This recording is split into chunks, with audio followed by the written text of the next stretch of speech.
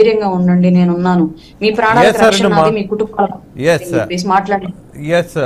ఆయన అనేక సార్లు భావోద్వేగానికి లోనైనటువంటి సందర్భాల్లో కూడా మీరందరూ ఆయనకి తోడుగా నిలబడ్డారు. మీరే ఆయన ధైర్యంగా, ఆయనే మీకు ప్రేరణగా ఈ ఒక గొప్ప కల్చర్ను రాజకీయంలోకి తీసుకొచ్చినటువంటి పార్టీగా నిస్సందేహంగా నేను మిమ్మల్ని అందరినీ అభినందిస్తా. కారణం ఏంటంటే, ఇంతకు ముందే చెప్పా, అధికారంలోకి వస్తామని మీరు రాజకీయాల్లోకి రాలేదు.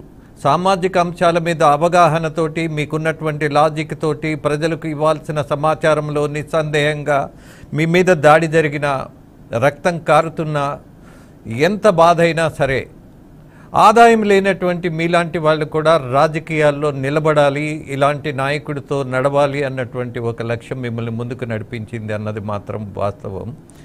మరొక విషయాన్ని కూడా మీ దృష్టికి తీసుకొస్తా. ఎన్నికలు అయిపోయినాయి, కానీ ఇవాళ దాడులు జరుగుతున్నాయి కొన్ని ప్రదేశాల్లో. ఈ ఉద్రిక్త వాతావరణం ఎందుకు వచ్చింది అనేది తర్వాత మాట్లాడదాం. ఎక్కడెక్కడ ఏ ఏ సంఘటనలు జరిగింది అనేది మొదటిగా మా గుంటూరు కరస్పాండెంట్ శ్రీనివాస్ దగ్గర నుంచి సమాచారం తీసుకుందాం. Yeah Srinivas, good evening. Good evening Rajendra గారు. ఈరోజు పల్నాడు జిల్లా వ్యాప్తంగా చూసినట్లయితే గనక వైసీపీ అలానే తెలుగుదేశం పార్టీకి సంబంధించిన వారు 2 సార్ల నుంచి ఆందోళనలు, 2 సార్ల నుంచి గొడవలు జరిగినటువంటి ఘటనలు నమోదు కావడం జరిగింది. అంటే పల్నాడు అంటే రాష్ట్ర రాజకీయాలలో చెరగని ముద్ర వేసుకోవడంతో పాటు నిన్న జరిగిన ఎన్నికలకు సంబంధించి ప్రశాంత వాతావరణాన్ని దెబ్బతీశాయనవచ్చు. ఎన్నికలు జరిగి 24 గంటలు అంటే దరిదాపుగా నిన్న సాయంత్రం ఈ టైంకు దరిదాపుగా ఎన్నికలు ముగిసినా కానీ ఈ రోజు ఈ టైం వరకు కూడా పల్నాడు జిల్లాలో భయంగా ప్రజలు బతుకుతున్నటువంటి పరిస్థితి ఉండటం జరిగింది. పల్నాడు జిల్లా గురజాల నియోజకవర్గం పిడుగరాళ్ల సమీపాన ఉన్నటువంటి కొత్త గణేశ్వరపాడులో ఈరోజు మధ్యాహ్న సమయంలో వైసీపీ పార్టీ ఎంపీ అభ్యర్థి అనిల్ కుమార్ యాదవ్, అలానే ఎమ్మెల్యే అభ్యర్థి కాసు మహేష్ రెడ్డి, వీళ్ళిరువురుపై కూడా తెలుగుదేశం పార్టీకి సంబంధించిన వారు దాడులకు పాల్పడే ప్రయత్నం కూడా చేయడం జరిగింది.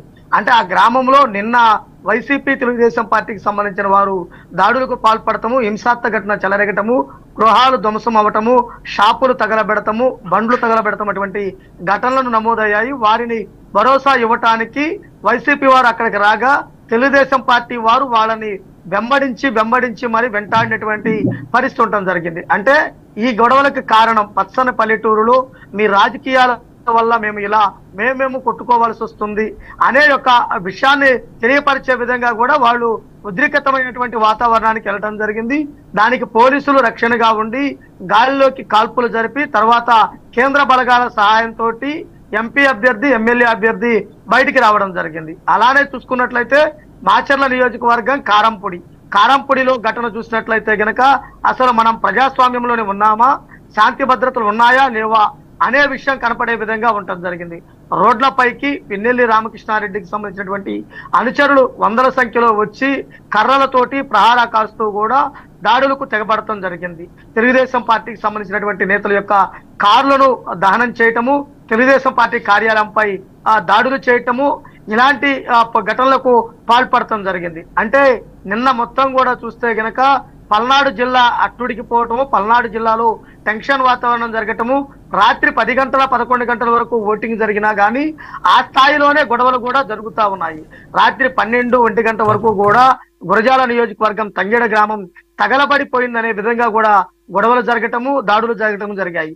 తర్వాత చూసుకుంటే గనక ఈ రోజు మరలా మధ్యాహ్నం తర్వాత కొత్త గణేశ్వరపాడులోను ఇటు కారంపొడిలోను 2 చోట్ల కూడా భారీ స్థాయిలో గొడవలు నమోదు కావటము, భారీ స్థాయిలో ప్రజలను భయప్రాంతులకు గురి చేయటము, అంటే రోడ్లపైనే కర్రలు రాడ్లు తీసుకొని వాహనాలను ధ్వంసం చేయటము, వ్యక్తుల మీద దాడులు చేయటము, వ్యక్తుల యొక్క ఆస్తులు ధ్వంసం చేయటము, బైకులు తగలబెడటము, ఇలా ఒక్కటి కాదు చెప్పటానికి రాని విధంగా ప్రతి చోట కూడా వారి యొక్క ఆహ్వానాన్ని ప్రదర్శించినటువంటి పరిస్థితి ఉండటం జరిగింది. అయితే ఈ ఘటనలో చూసినట్లయితే గనక మాచర్ల ఎమ్మెల్యే యొక్క తమ్ముడు పిన్నెల్లి రామకృష్ణారెడ్డి యొక్క తమ్ముడు స్వయానా పాల్గొనటము, వారి అనుచరులు ఉండటము, అంటే ఇక్కడ యొక్క భయం, అంటే ఈ రోజు దాటితే మరలా రేపు పార్టీలు మారి అధికారంలోకి వస్తే మనం అహం ప్రదర్శించడానికి అవకాశం ఉండదు అనే యొక్క నెపంతో ఈ రోజు దాడులు చేస్తున్నారంటూ కూడా తెలుగుదేశం పార్టీ వారు ఆరోపించడం జరిగింది. శ్రీనివాస్, ఎన్నికలు అయిపోయినాయి, ఇవాళ దాడులు చేయటం వల్ల వచ్చే ప్రయోజనం ఏంటో అర్థం కాని పరిస్థితి జనాలకి. బట్ అణుచుకున్నటువంటి కసి ఏదైతే ఉన్నదో ఇవాళ టీడీపీ వర్గాలు తిరగబడ్డాయంటారా? అంటే ఇక్కడ చూసినట్లయితే గనక ఎన్నికలు జరిగిపోయినా పల్నాడు జిల్లాలో గెలుపు ఎవరిదో తేలేంత వరకు కూడా ఆ అధికార ప్రతిపక్ష పార్టీల మధ్య వారి యొక్క ఆధిపత్య పోరు చెలరేగుతూనే ఉంటుంది. నిన్న తంగేడు గాని, ఈ రోజు కొత్త గణేశ్వరపాడు గాని, అలానే కారంపూడి గాని. అంటే ఎలక్షన్ లో ఫలితాలు వెల్లడైన తర్వాత ఆ ప్రభుత్వ అడతో దాడులు చేయటం వేరు. ఈ రోజు ఉన్న దానిలో అహంతో ఇప్పుడు మనల్ని అన్నారు, మన మీద దాడి చేశారు, మనం ప్రతికారంగా దాడులు చేయాలి, తర్వాత అధికారం ఎవరు వచ్చినా అధికారంలో ఎవరున్నా తర్వాత చూసుకోవచ్చు.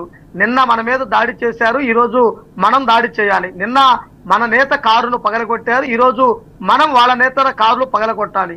మన నేతను ఇబ్బంది పెట్టారు, మనం వాళ్ళని ఇబ్బంది పెట్టాలి. అలానే మన ఎంత తిరిగి మనకు ఓట్లు వేయకుండా అవతలి వారికి ఓట్లు వేశారు, వారు ఇంకా రాజకీయాలు నేర్చుకోకపోయినా మన మీద పెత్తనం చేస్తున్నారు అంటూ. అంటే ముఖ్యంగా చూసినట్లయితే గనక గొడవలు జరిగినటువంటి గ్రామాలు గాని పట్టణ ప్రాంతాల్లో గాని చూస్తే గనక ఆధిపత్య పోరు, అలానే అహము, అంటే పార్టీ నాయకుల మధ్య, పార్టీ యొక్క లీడర్ల మధ్య ఉన్నటువంటి అహం దెబ్బతినే విధంగా. అంటే మరొక విషయం, తెనాలిలో జరిగినటువంటి సంఘర్షణ మీద ఏదైనా అప్డేట్ ఉందా?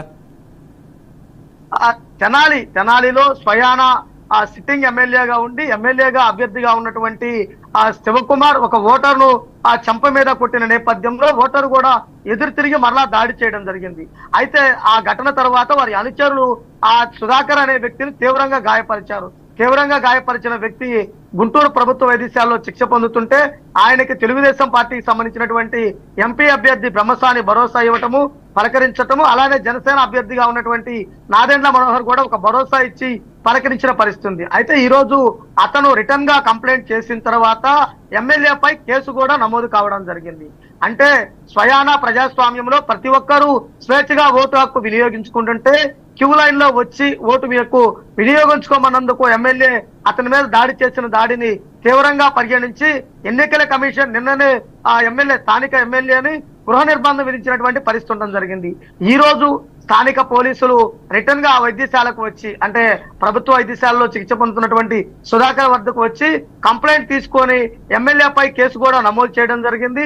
కేసులో పూర్తి స్థాయి విచారణ జరుగుతున్నట్టు కూడా స్పష్టం చేయడం జరిగింది. అంటే అసలు ఆ బూత్ లో జరిగిన దానిలో సీసీ ఫుటేజ్ లో ఎవరి మీద ముందు దాడి చేశారు, దాడి చేయడానికి ముందు ఏం జరిగింది, ఎమ్మెల్యే ఎందుకు అంత దురుసుగా ప్రవర్తించాడు, ఎమ్మెల్యే అయితే మాత్రము ప్రజలను దూషించి కొట్టే అవసరం ఉన్నదా అనే విషయాలపై క్లారిటీ రావడం కోసం కూడా విచారణ వేగవంతం చేస్తున్నటువంటి పరిస్థితి ఉండడం జరిగింది. అయితే ఎమ్మెల్యే పైనే కేసు నమోదు చేశారు కాబట్టి ఆ బాధితుడు తనకు న్యాయం చేయాలి, తన కుటుంబ సభ్యులకు రక్షణ కల్పించాలి, వారి అనుచరుల వల్ల నాకు ప్రాణహాని ఉందంటూ కూడా పోలీసులకు ఫిర్యాదు చేయడం జరిగింది.